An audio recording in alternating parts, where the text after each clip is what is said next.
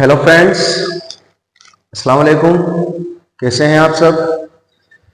Hopefully आप सब बहुत अच्छे होंगे और हमारे लेक्चर्स को एंजॉय कर रहे होंगे। प्लीज सपोर्ट करते रहिए। आइए आज हम बात करते हैं लाइसोसोम के बारे में। हम पढ़ रहे हैं मेम्ब्रेनस सेल ऑर्गेनेल्स। ये हमने कोई सेल बनाई है, ये जो आपको ग्रीन लाइन दिख रही है ये सेल की सेल मेम्ब्रेन है। ये हमने यहाँ पर लिखा है और अंदर का सारा मटेरियल इसका साइटोप्लाज्म है, इसका पानी है। इस साइटोप्लाज्म के अंदर बहुत सारे ऐसे ऑर्गेनेल्स हैं, बहुत सारे ऐसे कोशिकांग हैं जिनके चारों तरफ क्या पाई जाती है? मेम्ब्रेन पाई जाती है, यानी मेम्ब्रेन बाउंडेड सेल ऑर्गेनेल्स, जिसे हम मेम्ब्रेनस सेल ऑर्गेनेल्स भी कहते हैं। उन्हीं में एक सेल ऑर्गेनेल है जिसका नाम है लाइसोसोम। नाम से ही पता चल रहा है लाइसोसोम, है ना। लाइसो का मतलब होता है लाइसिस कर देना, घोल देना, है ना। डिसॉल्विंग, ये देखिए यहां पर मैंने लिखा है डिसॉल्विंग यानी घोल देना। और सोम का मतलब होता है बॉडी, यानी ऐसी बॉडी जो किसी दूसरी बॉडी को क्या कर दे? डिसॉल्व कर दे, लाइसिस कर दे या गला दे। क्लियर? कहां पाया जाता है? ये एनिमल बॉडी के अंदर, यानी एनिमल के जो सेल हैं, यूकैरियोटिक जो सेल हैं, उन सेल के अंदर ये देखने को मिलता है। कहां पर? साइटोप्लाज्म के अंदर। क्लियर? प्लांट्स के अंदर वैक्यूल्स होती है। हम इस टॉपिक के बाद में वैक्यूल्स सेल ऑर्गेनेल्स का जिक्र करेंगे। तो प्लांट्स के अंदर जो वैक्यूल्स होती है वही लाइसोसोम का काम करती है। क्लियर? इन्हें हम सुसाइड बैग भी कहते हैं। सुसाइड बैग यानी ऐसी थैली जिसकी वजह से सेल क्या कर लेती है? सुसाइड कर लेती है, खुद अपने आप को ही क्या कर लेती है? मार लेती है। अभी जब हम इसके फंक्शन के बारे में बात करेंगे तब हम इसकी डिटेल पढ़ेंगे। इसीलिए हम इसको डाइजेस्टिव सिस्टम भी कहते हैं, यानी डाइजेशन कर देना, खत्म कर देना। क्लियर? किसने डिस्कवर किया था इसे? डी ड्रे नाम के एक साइंटिस्ट थे जिन्होंने 1949 के अंदर इसे डिस्कवर किया और दुनिया को इसके बारे में बताया। और एक बात और याद रखिएगा, ये एनिमल आरबीसी के अंदर नहीं पाए जाते हैं। तो ये था इसका जनरल इंट्रोडक्शन। इस पूरे टॉपिक को हम, है ना, 4 पॉइंट्स बना करके पढ़ेंगे। स्ट्रक्चर, फंक्शन, इसके टाइप्स और इसके फंक्शन, और इसमें पाए जाने वाले एंजाइम। ये हमारे 4 पॉइंट रहेंगे। सबसे पहले हम बात करते हैं इसकी स्ट्रक्चर की। आइए यहां से शुरू करते हैं। हमारी कहानी की शुरुआत हुई थी न्यूक्लियस से। ऑलराइट, हमने कहा था न्यूक्लियस इस पूरी की पूरी सेल का एक डायरेक्टर है, एक कमांडर है, जो इस पूरी सेल के फंक्शन को कंट्रोल करने का काम करता है। उसकी जो न्यूक्लियर मेम्ब्रेन है, ये चारों तरफ वाली, उसके पास में ट्यूब लाइक स्ट्रक्चर से मिलकर बना हुआ, है ना, नलिकाकार संरचनाओं से मिलकर बना हुआ एक सिस्टम पाया जाता है जिसे हम ER कहते हैं। ER, endoplasmic reticulum. और ER में हमने 2 टाइप्स पढ़े थे, एक था रफ और दूसरा था स्मूथ। एक खुरदुरा और दूसरा चिकना। खुरदुरे में प्रोटीन बन रही थी और स्मूथ के अंदर लिपिड बन रहा था। ये लिपिड और प्रोटीन यहां पर बनकर के इन नलिकाकार संरचनाओं से, स्ट्रक्चर से होते हुए सबसे नीचे की सिस्टर्नी में आते हैं, और न तो सबसे नीचे की सिस्टर्नी इन लिपिड्स और प्रोटीन को बाहर निकालने के लिए अपनी लोअर सरफेस पर एक छोटी सी बर्ड्स बनाती है। और ये बर्ड इसकी ट्रांसफेस से होती हुई बाहर निकल जाती है और क्या बन जाती है? वेसिकल्स बन जाती है। इस वेसिकल्स को कौन उठा लेते हैं? गोल्जी बॉडी उठा लेते हैं। और गोल्जी बॉडी इस वेसिकल्स में मौजूद प्रोटीन और लिपिड के अंदर कुछ बदलाव करते हैं, कुछ चेंजेस करते हैं। चेंजेस करना मॉडिफिकेशन कहलाता है ना। यानी प्रोटीन के साथ ग्लाइकोजन को जोड़ करके ग्लाइकोप्रोटीन बना दिया, लिपिड के साथ ग्लाइकोजन को जोड़ करके ग्लाइकोलिपिड बना दिया।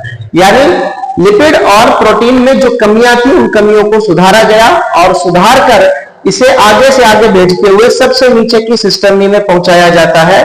और वो सिस्टर्नी इन ग्लाइकोलिपिड्स और ग्लाइकोप्रोटीन से भरी हुई इन बर्ड्स को अपने अंदर से बाहर निकालती है और फाइनली इन्हें अपने अंदर से क्या कर देती है? सेपरेट कर देती है। इस तरीके से ये इस तरीके से सेपरेट हो गई, तो ये सारी की सारी वापस क्या बन गई? वेसिकल्स बन गई। क्या बन गई? वेसिकल्स। वेसिकल्स कहते हैं बैग लाइक स्ट्रक्चर।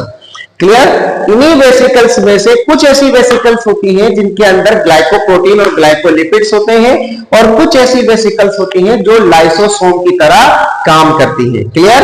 इसकी तरह काम करती है, लाइसोसोम की तरह काम करती है। क्लियर है बात? तो यहां पर आपको ये बात समझ में आ गई कि लाइसोसोम का जो निर्माण है, जो सिंथेसिस है, वो किससे हो रहा है? गोल्जी बॉडी से हो रहा है। किससे हो रहा है? Golgi body. हमें यहां पर यही बात समझनी थी कि लाइसोसोम का निर्माण किससे होता है? गोल्जी बॉडी से। और यह बात याद रखिएगा कि इस लाइसोसोम का निर्माण या सिंथेसिस अगर गोल्जी बॉडी से हुआ है तो इसके अंदर जितना मटेरियल है वो प्रोटीन और लिपिड है। ये बात आपको समझ में आनी चाहिए, प्रोटीन और लिपिड है। आइए अब इस लाइसोसोम को उठाकर हम यहां पर लाते हैं। ऑलराइट, तो इस स्ट्रक्चर पर अब हमें फोकस करना है। तो लाइसोसोम देखें, आपको दिख रहा है छोटा सा गेंद जैसी स्ट्रक्चर। हम कहते हैं कि लाइसोसोम जो होते हैं, लाइसोसोम बेग लाइक स्ट्रक्चर होती हैं। बेग लाइक स्ट्रक्चर का मतलब थैली नुमा संरचनाएं होती हैं, जिस तरह से आपको दिख रही हैं। इनके चारों तरफ एक मेम्ब्रेन पाई जाती है जो सिंगल होती है। जैसे हमने कहा था कि सेल मेम्ब्रेन में 2 लेयर्स हैं, न्यूक्लियस के चारों तरफ 2 मेम्ब्रेन है, लेकिन यहां पर लाइसोसोम के चारों तरफ कितनी मेम्ब्रेन पाई जाती है? एक मेम्ब्रेन पाई जाती है। ऑलराइट, जिसे हम क्या कहते हैं? लाइसोसोमल मेम्ब्रेन कहते हैं। क्या कहते हैं? लाइसोसोमल झिल्ली या लाइसोसोमल मेम्ब्रेन कहते हैं। इस लाइसोसोमल मेम्ब्रेन या झिल्ली में 2 तरह की प्रोटीन है। देखें, लैंप और लिम्फ। लैंप और लिम्फ, नाम इनका थोड़ा बड़ा है। लैंप का मतलब होता है लिम्फोसाइड एसोसिएट मेम्ब्रेन प्रोटीन, यानी ऐसी प्रोटीन जो मेम्ब्रेन पर लगी हुई है और लिम्फोसाइड से अटैच्ड है ना। यानी इसके पेरिफेरल पार्ट पर, कहां पर पाई जाने वाली? पेरिफेरल पार्ट पर पाई जाने वाली प्रोटीन को हम क्या कहते हैं? लैंप बोलते हैं, है ना। लिम्फोसाइट एसोसिएटेड, एसोसिएटेड का मतलब जो उसके साथ एसोसिएटेड है, किसके साथ? लाइसोसोम के साथ। कहां पाई जाती है? मेम्ब्रेन पर। एम फॉर मेम्ब्रेन, और क्या है? प्रोटीन है ना। यानी ऐसी प्रोटीन जो इसकी सरफेस पर पाई जाए। ऑलराइट, और दूसरी है लिम्फ, है ना, यानी L for lysosome, I for integral, अंतर्वेशी, है ना, यानी अंदर की तरफ, इसकी मेम्ब्रेन के अंदर धंसी हुई। लाइसोसोमल इंटेग्रल मेम्ब्रेन प्रोटीन, यानी इसकी मेम्ब्रेन के अंदर धसी हुई प्रोटीन को हम क्या कहेंगे? लिम्फ बोलेंगे। ऑलराइट, हमने सेल मेम्ब्रेन में भी पढ़ा था कि सेल मेम्ब्रेन में 2 तरह की प्रोटीन है, एक सरफेस पर पाई जाने वाली और एक इस पूरी सेल मेम्ब्रेन की गहराई में पाई जाने वाली जो टनल का काम करती है। ऑलराइट, तो यहां पर लैंप और लिम्फ का काम क्या है? लैंप और लिम्फ का काम अभी हम थोड़ी देर के बाद में समझेंगे। उससे पहले हम बात करते हैं इनकी। ये क्या है? एंजाइम है। यहां पर देखिए मैंने लिखा है एंजाइम। इस पूरे के पूरे लाइसोसोम के अंदर कुछ एंजाइम भरे हुए हैं जो एसिड हाइड्रोलेसेज हैं, यानी खतरनाक एंजाइम है ना। 50 से ज्यादा संख्या में पाए जाते हैं जिनको हम एसिड हाइड्रोलेसेज कहते हैं, है ना। और ये बात याद रखिएगा कि एंजाइम प्रोटीन के बने होते हैं। All enzymes are protein but all proteins are not enzyme. ये आप बात याद रखिएगा। यहां पर एक सेकंड के लिए वापस बैक आइए। हमने कहा था कि ये लाइसोसोम गोल्जी बॉडी से बना है और गोल्जी बॉडी के अंदर से आने वाले इस झिल्ली, इस पूरी की पूरी बैग के अंदर प्रोटीन और लिपिड है ना। तो यही प्रोटीन और लिपिड, यही प्रोटीन आगे जाकर के किस में कन्वर्ट हो जाते हैं? एंजाइम में कन्वर्ट हो जाते हैं। किस में कन्वर्ट हो जाते हैं? एंजाइम में। तो इसीलिए हम कह रहे हैं कि लाइसोसोम के अंदर क्या भरे होते हैं? एंजाइम भरे होते हैं। ये जो मैंने 2-3 कलर के अंदर आपको अलग अलग स्ट्रक्चर्स दिखा रखी हैं, ये सारे के सारे क्या हैं? ये सारे के सारे एंजाइम हैं। क्लियर? इन्हें हम एसिड हाइड्रोलेसेज एंजाइम कहते हैं। ये 50 से ज्यादा संख्या में होते हैं और इनका काम ये है कि ये बड़े बड़े पार्टिकल्स को, बड़े बड़े मॉलिक्यूल्स को क्या कर देते हैं? तोड़ देते हैं, है ना। और तोड़ने के लिए ये पानी की मदद लेते हैं। किसकी मदद लेते हैं? पानी की, है ना। तो इन एंजाइम का पानी की मदद से बड़े बड़े मॉलिक्यूल्स को, बड़े मॉलिक्यूल्स का मतलब जिनकी स्ट्रक्चर, जिनकी केमिकल स्ट्रक्चर, रासायनिक संरचना बहुत लंबी चौड़ी होती है, जैसे हमने कहा था पॉलीसेकेराइड्स है ना, जैसे प्रोटीन है, जैसे लिपिड्स हैं, ये सारे के सारे बड़ी बड़ी स्ट्रक्चर्स वाले मॉलिक्यूल हैं। क्लियर? तो इनको तोड़ने के लिए खतरनाक एंजाइम्स चाहिए जो किसके पास मौजूद होते हैं? लाइसोसोम के पास। तो एसिड हाइड्रोलेसेज एंजाइम इन बड़े पार्टिकल्स को, मैं यहां पर लिख देता हूं, बड़े पार्टिकल्स का यहां पर क्या मतलब है? प्रोटीन हो गया, लिपिड हो गया, क्लियर है, पॉलीसेकेराइड्स हो गए, इस तरह के जो है बड़े बड़े पार्टिकल्स को ये क्या कर देते हैं? तोड़ देते हैं। और तोड़ने के लिए ये किसका इस्तेमाल करते हैं? पानी का इस्तेमाल करते हैं। क्लियर है बात? तो इस तरीके से किसी बड़े मॉलिक्यूल को पानी की मदद से तोड़ना क्या कहलाता है? हाइड्रोलाइसिस, जल अपघटन कहलाता है। क्लियर है बात? और देखिए इसकी स्ट्रक्चर के अंदर इसकी जो मेम्ब्रेन है जिसको हम लाइसोसोमल मेम्ब्रेन कहते हैं, क्या कहते हैं? Lysosomal membrane. और इस लाइसोसोमल मेम्ब्रेन पर देखिए यहां पर मैंने ग्रीन कलर का एक स्क्वायर बना रखा है जिसको हमने नाम दिया है प्रोटॉन पंप, है ना। जैसे हम पंप चलाते हैं, जैसे हैंड पंप चलाते हैं तो उसके अंदर से क्या निकलता है? पानी निकलता है। क्या निकलता है? उसी तरीके से सेल मेम्ब्रेन पर पाई जाने वाली कुछ प्रोटीन ऐसी होती हैं जो एज ए पंप काम करती है। एज ए पंप काम करने का मतलब ये हुआ कि जब ये प्रोटीन काम करती है तो किसी पर्टिकुलर चीज को ये अंदर और बाहर करवाने का काम करती है। ऑलराइट, तो प्रोटॉन पंप का काम यहां पर क्या है? प्रोटॉन पंप का काम यह है कि साइटोप्लाज्म से H+ आयन को अंदर करना। अगर ये लाइसोसोम है तो इसके चारों तरफ दोस्तों क्या होगी? सेल होगी, और सेल का क्या होगा? साइटोप्लाज्म होगा। जैसे यहां पर देखिए ये लाइसोसोम पड़ा हुआ है, लाइसोसोम के चारों तरफ यहां पर क्या है? ये साइटोप्लाज्म है, बिकॉज ये सेल के अंदर बंद है। क्लियर है बात? तो साइटोप्लाज्म के अंदर H+ आयन मौजूद है। कौन मौजूद है? H+ ion. तो यही proton pump in H+ ion को लाइसोसोम के अंदर ट्रांसफर करने का काम करता है। क्लियर?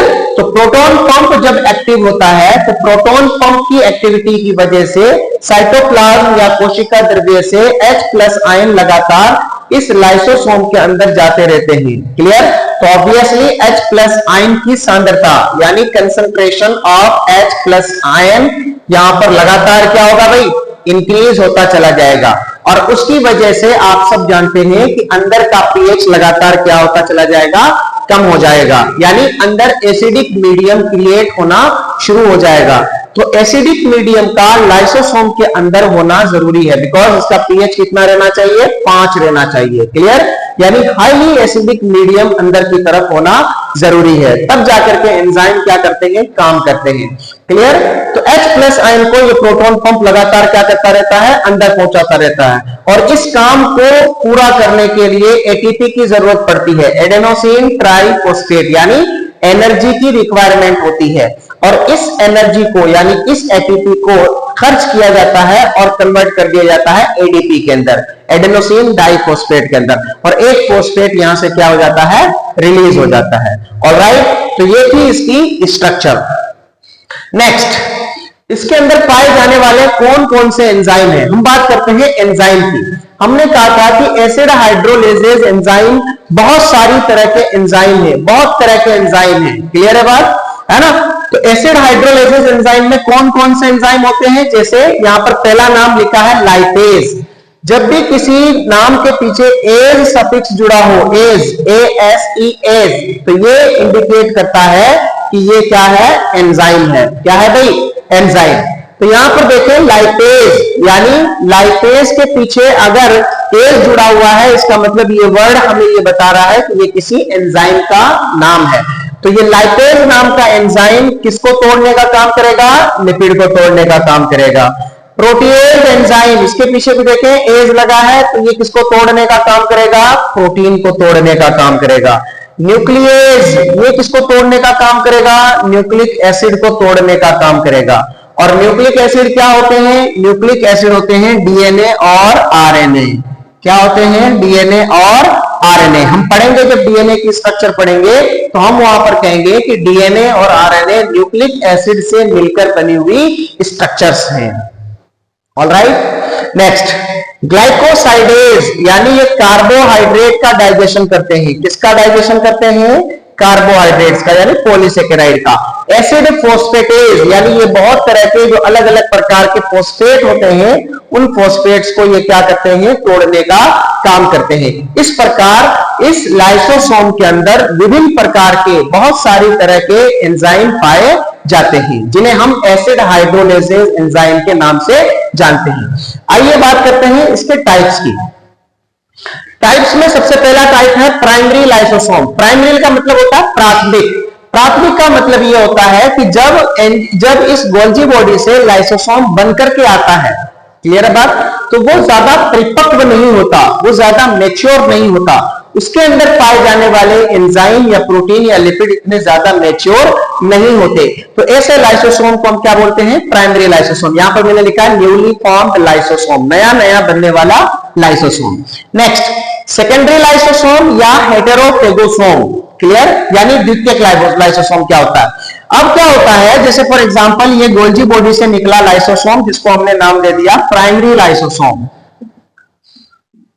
क्या नाम दे दिया? Primary lysosome. ये प्राइमरी लाइसोसोम अब अपना काम करने के लिए जाएगा, यानी जो इसका काम है डाइजेशन करना, किसी चीज को तोड़ना। क्लियर है बात? तो किसी चीज को तोड़ने के लिए जब ये जाएगा, जैसे फॉर एग्जांपल यहां पर कोई बॉडी है, कोई पार्टिकल है, इस पार्टिकल को डाइजेस्ट करना है, तो ये लाइसोसोम इसे क्या कर लेगा? अपने अंदर ले लेगा। इसे क्या कर लेगा? अपने अंदर ले लेगा। बिकॉज हमने पढ़ा था कि सेल जो है वो फेगोसाइटोसिस करना जानती है, फेगोसाइटोसिस है ना, और पिनोसाइटोसिस। फेगोसाइटोसिस जिसे हमने ऊरोसाइटोसिस कहा था, यानी किसी हार्ड पार्टिकल्स को सेल अपने अंदर ले लेती है ना। और पिनोसाइटोसिस का मतलब ये होता है कि किसी लिक्विड पार्ट को सेल अपने अंदर ले लेती है। तो ये पार्टिकल्स जो सेल के बाहर पड़ा था, सेल ने इसे क्या कर लिया? अपने अंदर पहुंचाया, और अपने अंदर पहुंचाते ही अब ये प्राइमरी लाइसोसोम इसके साथ क्या कर जाएगा? अटैच्ड हो जाएगा। और अटैच होकर के जैसे फॉर एग्जांपल अगली जो स्ट्रक्चर बनेगी वो इस तरह की स्ट्रक्चर बनेगी, और फिर फाइनली ये इसके क्या चला जाएगा? अंदर चला जाएगा। क्लियर है बात?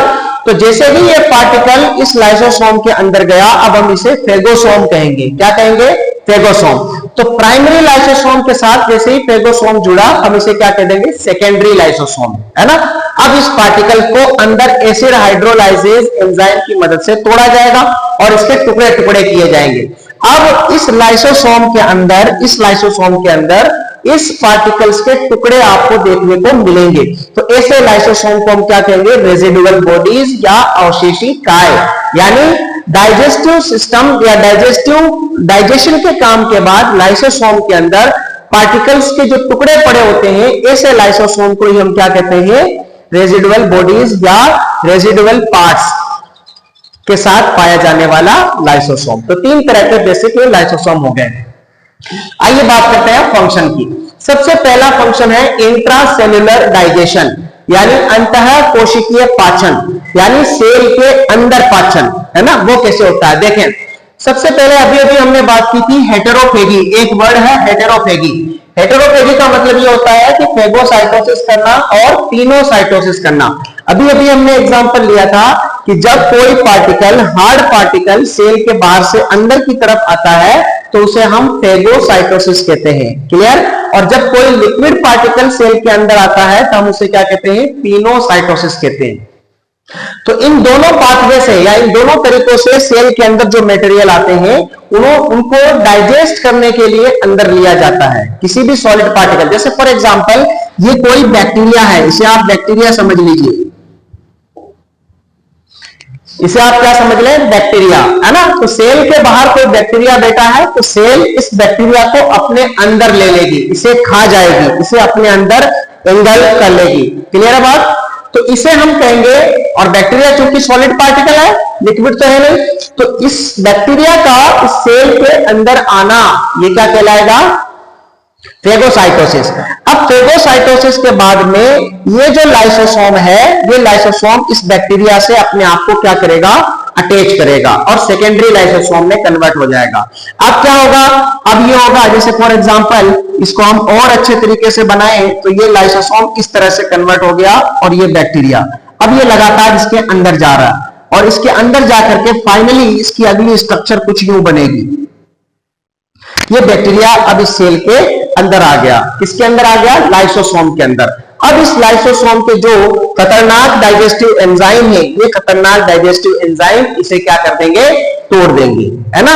यानी इस बैक्टीरिया की जो सेल वॉल है ना, बैक्टीरिया की सेल वॉल किसकी बनी होती है? सेलुलोज की बनी होती है। इसकी जो सेल मेम्ब्रेन है वो प्रोटीन और लिपिड की बनी होती है। तो अगर बैक्टीरिया की सेल वॉल को तोड़ दिया जाए और बैक्टीरिया की सेल मेम्ब्रेन को तोड़ दिया जाए तो जाहिर सी बात है बैक्टीरिया जिंदा नहीं रह पाएगा। और सेल्यूलोज क्या है? पॉलीसेकेराइड है। पॉलीसेकेराइड का मतलब कार्बोहाइड्रेट है। तो कार्बोहाइड्रेट को तोड़ने वाले एंजाइम ग्लाइकोसाइडेजेस किसके पास है? लाइसोसोम के पास। सेल मेम्ब्रेन प्रोटीन की बनी है, तो प्रोटीन को तोड़ने वाले एंजाइम किसके पास है? प्रोटीएज, लाइसोसोम के पास है। सेल मेम्ब्रेन लिपिड की बनी है, तो लाइपेज एंजाइम किसके पास है ना? लाइसोसोम के पास। तो ये खतरनाक तरह के जो इसके पास बारूद हैं, है ना, ये खतरनाक तरह के इसके पास जो हथियार है, इन हथियारों की मदद से ये बैक्टीरिया की सेल मेम्ब्रेन और सेल वॉल को क्या कर देगा? तोड़ देगा और गला देगा।